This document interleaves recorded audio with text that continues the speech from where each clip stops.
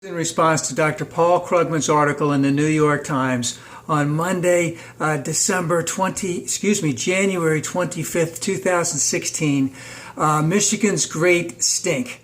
Now, as a historical perspective, Dr. Krugman goes back and talks about the big stink of 1858 when the waters of the Thames River in London had gotten so polluted, or had been polluted for a long time, but the conservative governments didn't want to do anything about it because that would make a role for government, and the less government, the better. Freedom, remember.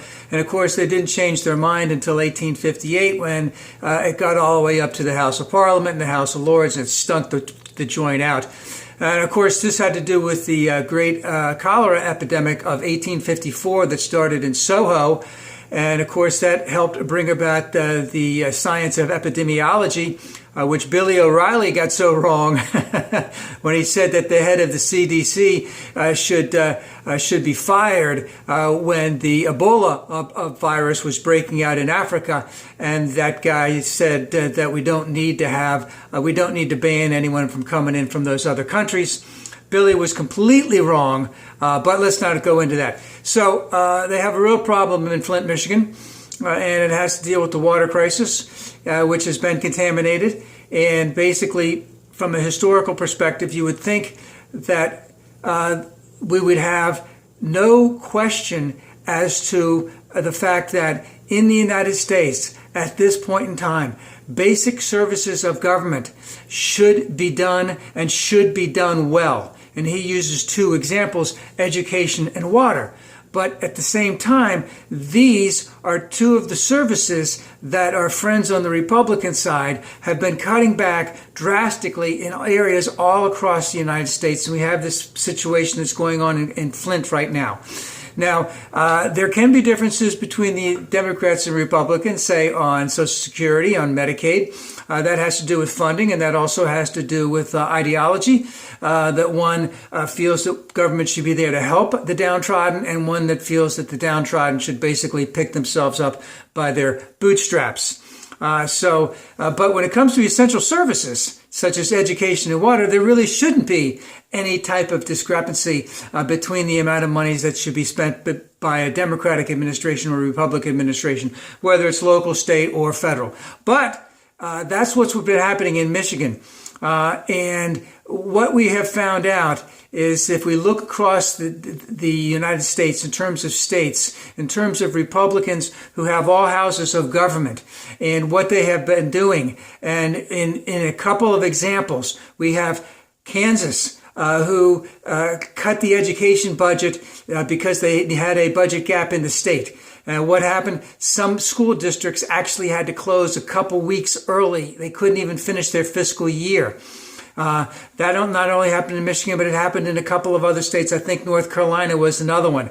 And what I recently read here is what we also have is that, and I think I mentioned this before, is what happens is that the states get all the money, and then they redistribute the money back to the cities, meaning the states with state taxes on all of the businesses and individuals, et cetera, in the state. And what's been happening, especially in the state of Michigan, is that they have estimated that in a 10-year period from approximately 2003 to 2013, the Michigan did not give back to the cities approximately $6 billion.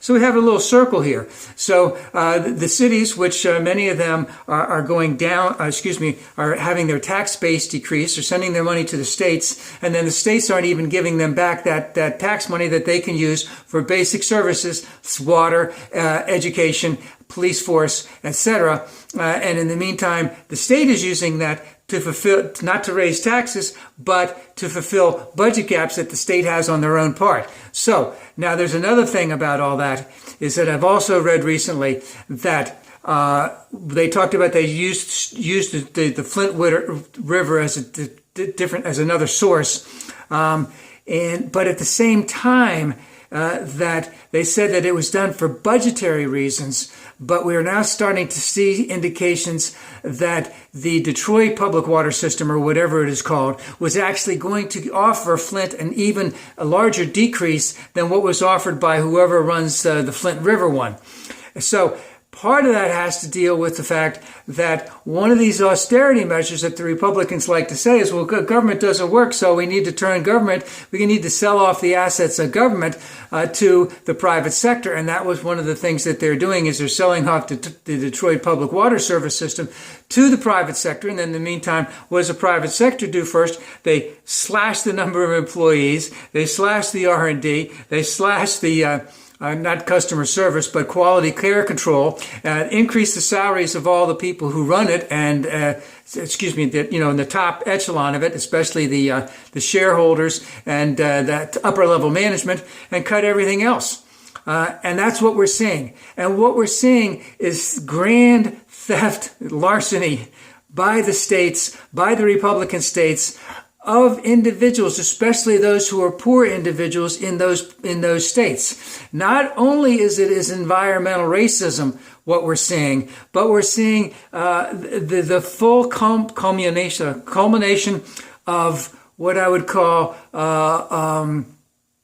the idolatry of the ideology of idolatry, meaning that the ideology is worshiping the false god of the magic of the marketplace. And that's what the Republicans are doing. They have a false god, which is the magic of the marketplace, and they're idolizing it,